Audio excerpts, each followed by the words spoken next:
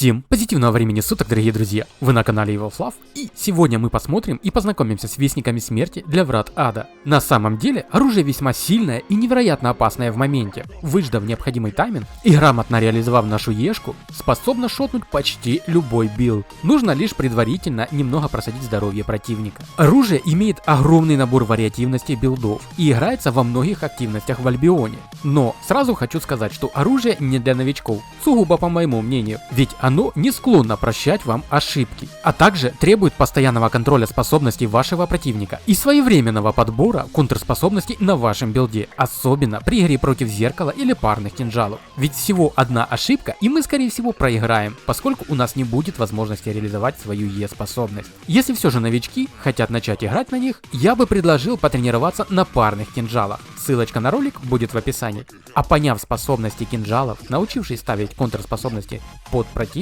и менять их по ходу изменения способностей противника, и уже после этого менять парные кинжалы на Вестники Смерти. Из минусов очень медлительны и зависят от мобильности. В разделе билда посмотрим на способности, их плюсы и минусы, а также ситуации, когда и против кого их нужно будет ставить, либо же менять. Конечно же, все сказанное основано на моем опыте игры на них. В данной активности вы можете быть согласны со мной, можете быть в корне не согласны со мной, а возможно можете быть частично согласны в некоторых моментах. У каждого из нас свое мнение, стиль игры, а также игровые цели.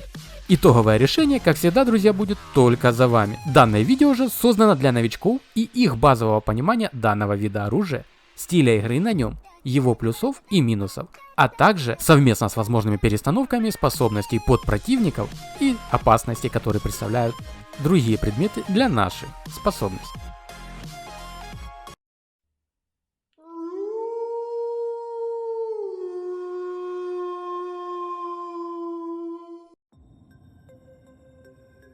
В этот раз начнем сразу с оружия и его способностей. На Q берем раскол брони, будет наносить по противнику урон и настакивать на нем заряды раскола брони, что будут резать сопротивление урону у цели. А время восстановления способностей в 2 секунды делает его прекрасным выбором для сражения на коротких дистанциях с немобильными целями. Зеркало, такие же вестники, что будут играться через раскол, либо парные кинжалы. К примеру, способность боится кожаных шлемов со способностью очищения, шлемов доблести, что хоть и встречаются редко из-за многих факторов, но очищающий дым также вреден и неприятен нам. И конечно же, самих банок очищения. В противовес способность не боится пуржи, так как стакается не на нас, а на противнике. Как только набираем на противнике 3 стака раскола брони, сможем дать него нашу Е-способность. 3 стака снимутся с противника, но наша Е-способность не уйдет на восстановление, и мы сможем сдать ее еще раз. Либо подождать 6 секунд и сдать Е по противнику еще раз, опять-таки без восстановления способности. Таким образом, раскол брони позволит нам сдавать Е по противнику каждые 6 секунд, просадив противника до шотного состояния, если, конечно же, тот самый противник позволит нам настакивать ее на себе. Раскол брони многим хорош, но он не подходит для сражения с мобильными игроками, поскольку радиус данной способности невероятно мал, и сам по себе он не дает нам никакой мобильности. Вторая способность, смертельный взмах, дает нам как раз таки необходимую нам мобильность, а также наносит урон всем в области прыжка. Можно еще и напарнику противника наносить урон, если у них слабая позиционка, или вовсе ее нет. Способность очень энергозатратна, но попав хотя бы по одному противнику, мы вернем себе 27 единиц энергии обратно. Попадание по противнику стакает на нас дух убийц, что будет повышать наш урон по одному заряду за каждое попадание по противнику. Зацепили двоих, получили сразу 2 заряда, что дает ей выгодное преимущество перед расколом. Учитывайте этот нюанс. Способность боится пуржи, поскольку стакает заряды убийцы именно на нас. Все зависит от противника, но если там на голове дьявольский колпак с чисткой, шлем доблести, либо на теле мантия чародея со щитом очищения, что будет встречаться чаще всего, то противник зачастую будет сдавать ее в нас после того, как мы накопим на себе 2 заряда духа убийцы. Третья Q-способность дух убийцы будет давать нам заряды духа убийцы, как вы могли догадаться, каждые 2 секунды, а также снижать нашу защиту на 4% во время действия в течение 15 секунд. Скилл весьма ситуативен и играется разве что в ваншот сборках для теста или пробы если вы решили поэкспериментировать с билдами, ну прям к примеру. Боится всего, что и смертельный взмах, только сама способность еще и не наносит никакого урона по противнику и не дает нам никакой мобильности. Повторное нажатие на Q выключает способность. Точно не для новичков, да и не совсем удачный выбор в 2 на 2 во вратах ада при игре с хилом, как минимум. Из-за предсказуемости способности и ее легкой контры, а также из-за того, что она не вносит никакого импакта в сам бой. На W по умолчанию используем запрещенный удар. При игре против двоек противника DD плюс хил позволит наносить урон по противнику и прерывать чтение его заклинаний. К примеру, сбивать способность посоха жизни, святое прикосновение, а также вешать дебаф, что предотвратит у цели восстановление здоровья в течение 1,5 секунды. Способность сильна в моменте и поможет добирать противника, выдаем по нескольким сценариям. Первое. Чтобы сбить каст способности у противника, будь то хил или другой вид оружия. Второе. Перед сдачей 2 способностей, если у противника половина и меньше столба здоровья, чтобы добить его. Третье. Забыли сдать перед комбинацией, либо не успели, либо не уверены, что заберете. После сдачи наших 2 способностей даем запрещающий удар, после чего банку ядов противника, сапоги, если это убийца, и Q, тоже рабочая комбинация, против определенных сборок. На самом деле разнообразие применений довольно огромно и будет зависеть от противников, их сборок и способностей. Также, если против нас мобильные билды, либо ваншот с милишником в виде стопера-контроллера и дальнего билда рейнджевика по типу пылающего посоха, либо творца энергии и прочих вариантов, неплохо будет заходить способность теневой край. Да, урона она не нанесет, зато позволит бросить кинжал по прямой линии. Если попали по противнику, мы оглушим его, перенесемся к нему за спину, предотвратив чтение заклинаний и способностей, если это возможно. Да еще и получим невосприимчивость ко всем эффектам контроля и дебафам до момента приземления. Удар цепью весьма хорошо заходит против ваншот сборок, которые играют через перчатки, поскольку там много подбрасывания, во время которого мы не сможем воспользоваться очищением. Удар цепью позволит нам доджить врыв таких сборок в нас, если они сделали своей целью не хила, а именно нас.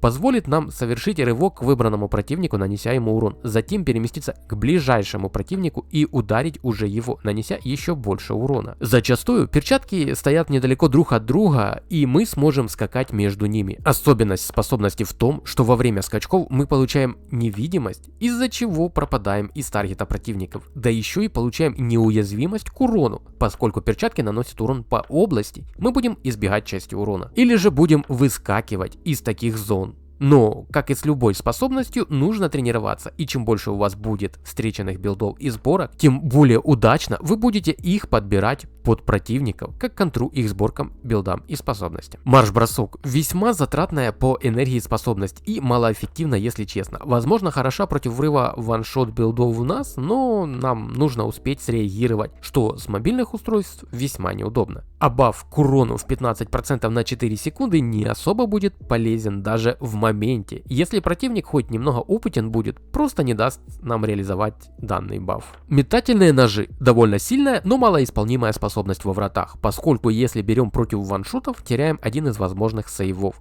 Против хила и ДД лучше взять запрещенный удар. Против мобильных билдов также неэффективно, ведь там будет как минимум у одного из игроков колпак с чисткой. Но, друзья, учитывайте тот факт, сколько бы видео вы не посмотрели, сколько бы теорий не изучили, как и в любой соревновательной игре, нужно учиться играть. И чем больше вы будете играть против различных сборок и билдов, тем больше опыта и понимания способностей у вас будет. Ну и еще, конечно же, интернет с нормальным пингом, без этого никуда.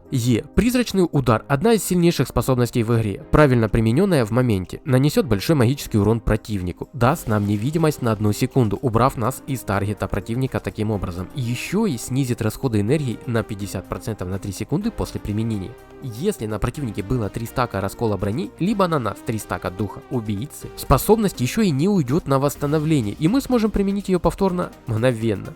Либо же через 6 секунд после того, как настакаем раскол брони, либо дух убийцы. Играем по принципу: настакали 3Q, дали Е, нанесли 3Q, дали Е. Не забываем про повторное применение ешки при шотности нашего противника, чтобы добрать его сразу. Из пассивных способностей берем глубокие раны, что при каждой 4-й автоатаке будет вызывать кровотечение у противника для доп урона. Скорость автоатак также повысит наш ДПС, но она снимается пуржой, да еще не всегда мы будем тычковаться с противником, а глубокие раны повысят наш урон, да и дать автоатаку нужно раз в 15 секунд, что вполне исполнимо. На голову берем один из 3 вариантов. Капюшон лазутчика со способностью агония смерти, что даст нам 15% баф к урону на 4 секунды, выведет задетых врагов из невидимости, да еще и порежет сопротивление урону у противника на 4 секунды, если у него будет 50% и менее здоровья, чем поможет нам его добить. При игре против ваншот сборки либо зеркала с расколом брони ставим очищение, что позволит нам снимать дебафы по типу молчанки или раскола брони с себя, либо нашего хила, если он будет рядом. Кидается себе под ноги. Энергетический щит подойдет при игре против билдом с огромным разовым уроном по типу Клеймора либо Царетворца. Из пассивных способностей берем гармонию разума для увеличения урона и защиты. Альтернатива — капюшон наемника со способностью Вой, что позволит замедлять противников и прерывать чтение их заклинаний. Еще и будет снижать наносимый урон противникам на 30% на 4 секунды. При шотах и прочем используем очищение либо щит. Третий вариант — дьявольский колпак с чисткой, что позволит нам дистанционно снять с противника через 0,4 секунды все положительные эффекты. При необходимости можем поставить способность силовое поле, что позволит нам отбросить от себя противников, игнорируя сопротивление контролю. И энергетический щит. Из пассивных способностей агрессия для повышения нашего урона. Но мне больше понравились первые 2 варианта, особенно капюшон наемника, из-за большего разнообразия и вариативности применения против наших противников. На тело берем мантию чародея со способностью щит очищения, что повысит наше сопротивление урону на 4 секунды, и каждый раз, когда мы будем получать урон, с противника будут сниматься все положительные бафы и эффекты. Если нечего пуржить, ставим ледяной щит, что уже повысит наше сопротивление урону, но на 8 секунд. Отразит в противника 15% урона и также будет замедлять его на 20% каждый раз, когда нам будет наноситься урон. Из пассивных способностей берем агрессию. Способность щит очищения снимает способность мантии чистоты, но нас все же оттолкнет один раз. Как альтернатива, на тело можем взять как раз таки мантию чистоты со способностью выброс энергии, что будет наносить небольшой магический урон, отталкивать от нас противника и наделит нас иммунитетом к эффектам принудительного перемещения. Таким образом, мантия чистоты будет контрить мантию чистоты, ведь они друг друга не отталкивают. Из пассивных способностей агрессия для повышения урона. На ноги используем сандалии культиста со способностью гниющая земля, что повысит нашу скорость передвижения на 30%, а также будет оставлять за нами след гниения, который наступившему в него будет резать сопротивление урону. Единицы порезки будут зависеть от мастерки, типа предмета, его зачарования, а также порезки врат. И дополнительно получаемое исцеление у цели будет резаться на 20%. Пассивная способность агрессия. При мобильных билдах, либо нехватке энергии, можно переставить на энергетическую пробежку. При встрече с ваншот курсой, это одноручный проклятый посох, используем кувырок. Применяем его, когда на нас повесили Е-способность посоха «Смертельное проклятие». Прожимаем кувырок перед самым окончанием таймера способности, тем самым задоджив весь урон кувырком. Но мне больше нравится использовать сапоги убийцы. Те же возможности свапа, кроме энергетической пробежки, там у нас будет стоять ускорение КД способностей. Но в целом способность «Смертельный разрез» помогает нам мгновенно сблизиться с противником, переместившись к нему за спину. Нанести ему дополнительный урон, а также имеет восстановление всего 12 секунд. Сама же по себе способность выступает как контра ботинкам туманного охотника и их способности после образ, что часто используется хилами во вратах ада. Из пассивных способностей берем гармонию разума. Из еды жаркое из говядины 8 тира для повышения урона. Из зелий берем эликсир яда 8 тира и носим с собой пару банок зелий гиганта 7 тира на свап. Это выступает как контра ваншот билда. Плащ города Тетфорд для дополнительного урона каждые 15 секунд по одному или 2 противникам сразу за счет молнии. Поскольку вестники смерти пешком никого не догоняют сами по себе, то, как по мне, плащ более универсален в применении. Но у каждого могут быть свои взгляды и предпочтения. Помните, друзья, вы можете менять и подстраивать билд под себя и свой стиль игры. Главное, чтобы вам было удобно и комфортно играть на нем. Показанное и рассказанное мной лишь один из возможных вариантов сборки и стиля игры, коих огромное множество. Вариативности игры разнообразны, как и стили игроков, что на них играют. Данный ролик нацелен на то, чтобы помочь и показать, с чего можно начать, как отправная точка. А дальше все уже будет зависеть от вас и вашей наигранности. И конечно же, сборка со временем будет меняться, как и мета в игре в целом.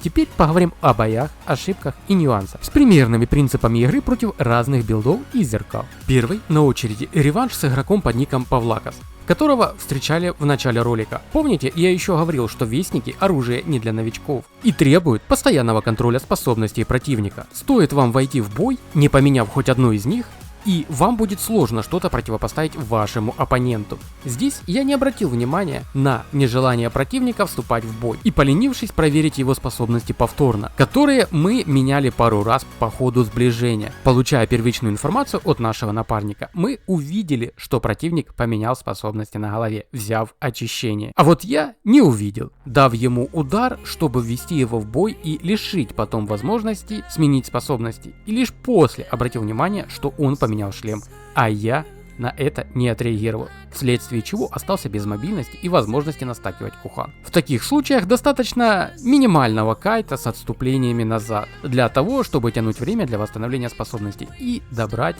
менее мобильного противника. Как в нашем примере и получилось со мной. Шапкой я вообще не пользовался, поскольку она была бесполезна в данном бою. Красивый бой, мне понравился, как говорится, good game, well play, go next.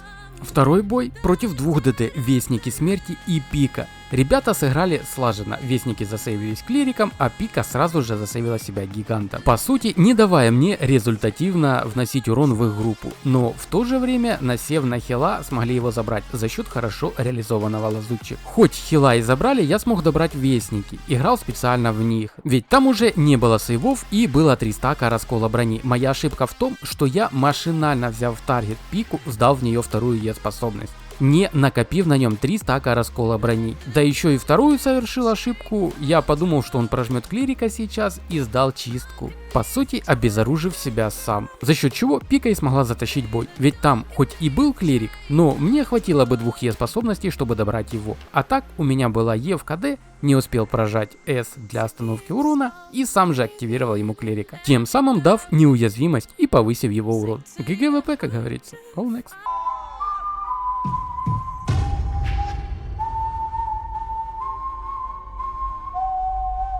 При встрече с зеркалом на вестниках либо парных кинжалах проблем, думаю, не должно ни у кого возникнуть, потому просто вставлю такие встречи под музычку в конце ролика. Чаще всего там будут встречаться шоты, мечи да падальщики при игре с хилами. И в последнее время еще и мобильные двойки. На них и заострю внимание. При сражении с ДД, в нашем случае падальщик плюс хил, я всегда стараюсь дать пару разминочных тычек в обоих, чтобы понять, кто из них мягче, и в которого можно вносить более профитно урон. В хила просто просаживаем до нужного значения и затем даем прокаст в моменте. Вышка и 2 ешки, сапоги всегда сдаем под сапоги хила или его рывок, в идеале. Для ДД ловим момент, когда хил будет в откате с его способностью, поскольку у падальщика много порезок хила, кровотечения и руты с кухана, да еще и урона неплохо. Стоит быть аккуратным и не недооценивать его. При тычковании в падальщика при размене в фейс-ролле мы в 70% случаев будем сливаться, ведь хил под падальщиком и шапкой упорства нас не выхилит.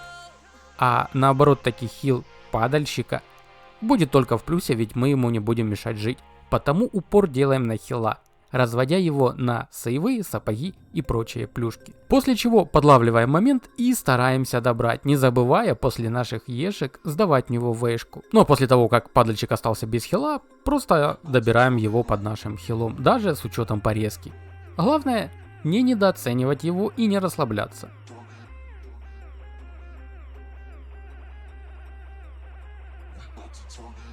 При встрече ДД плюс контроль стараемся забрать первым ДД побыстрее, ведь игрок на контроле и собран как раз таки для того, чтобы впитывать урон. Задача нашего хила прожить и бегать как можно дольше. Будьте готовы, что как только противник нас увидит, они будут сразу врываться в нас, чтобы не дать возможности сменить способности под контроль их способностям. Ожидайте врыва с готовностью прожать сейф либо мобильность.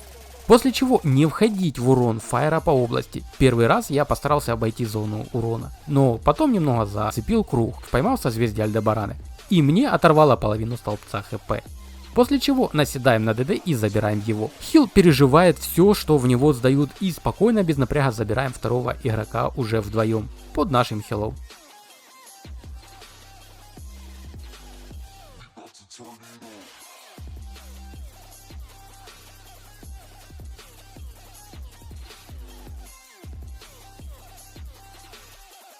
При встрече с мобильными билдами по типу луков наша задача взять теневой край, а нашего напарника сразу же оперативно дать нам информацию, чтобы мы успели сменить способность, чтобы у нас было в дальнейшем чем с противником сближаться. И ставим второй кухан для мобильности, неважно есть там пуржа или нет. Нам нужно их догонять. После чего дело практики. Дамажим их, не позволяя разорвать с нами дистанцию. Просто плотно наседаем на них с целью забрать одного из них.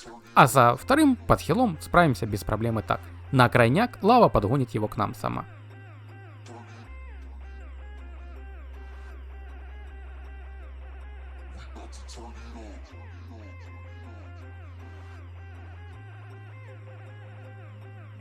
Мечи опасны тем, что имеют высокую мобильность и урон, а также с ними опасно стоять рядом нашей двойкой, особенно с царетворцем.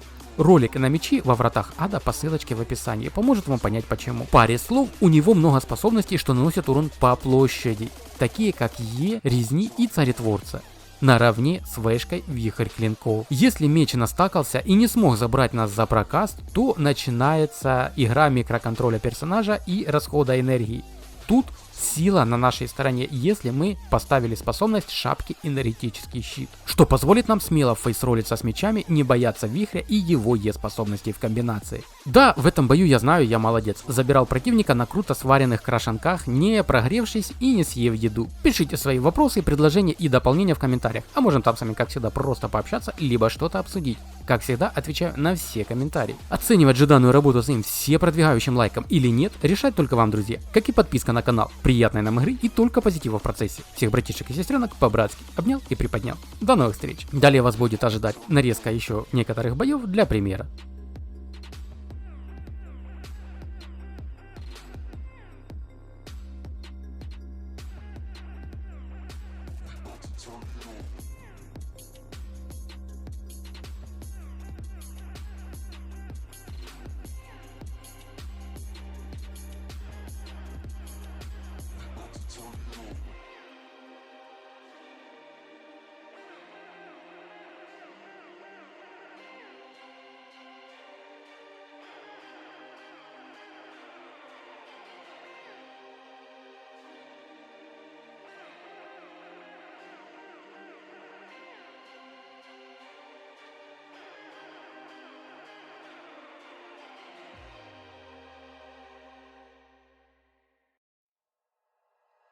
Like you, be strong to hold the powers of the sun.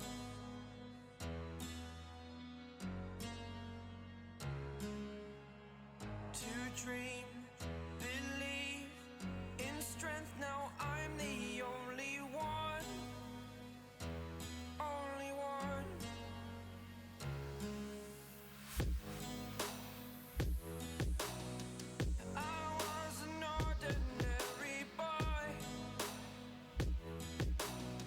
Until I broke the rules, my life destroyed.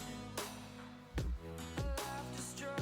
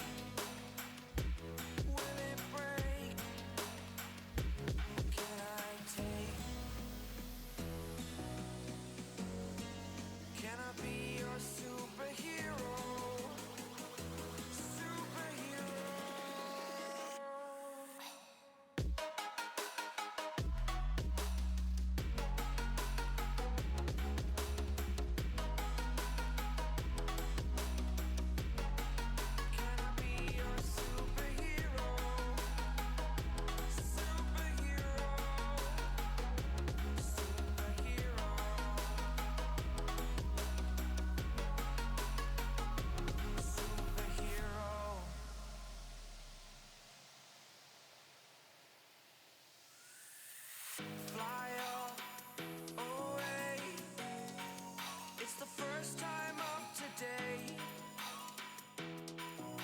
Today. To dream, believe. You are the strength, you're all I need.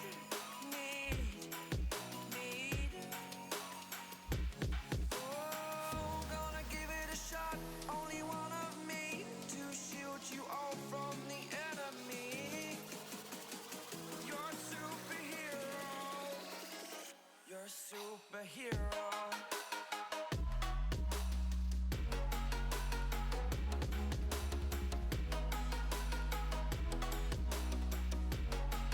Can I be your superhero? Superhero. Superhero. Superhero. Can I be your superhero?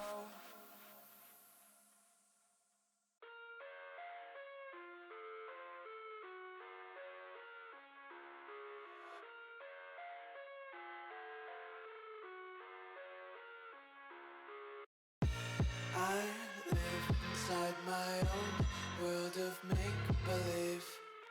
Kids screaming in the cradles, profanities. I see the world through ice covered in ink and bleach. Cross out the ones who heard my cries and watched me weep. I love everything.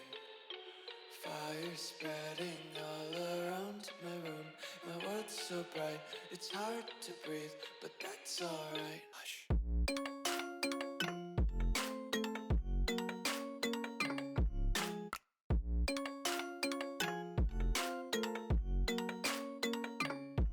Shh.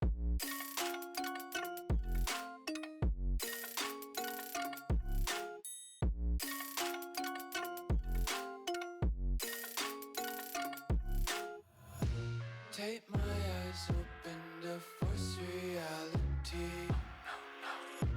Why can't you just let me eat my weight in glee? I live inside my own world of make-believe. Kids screaming in their cradles, profanities. Some days I feel skinnier than all the other days. Sometimes I can't tell if my body belongs to me. I love everything. Fire spreading all around my room.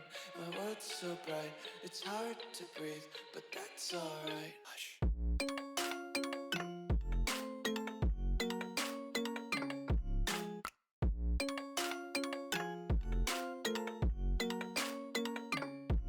Shh.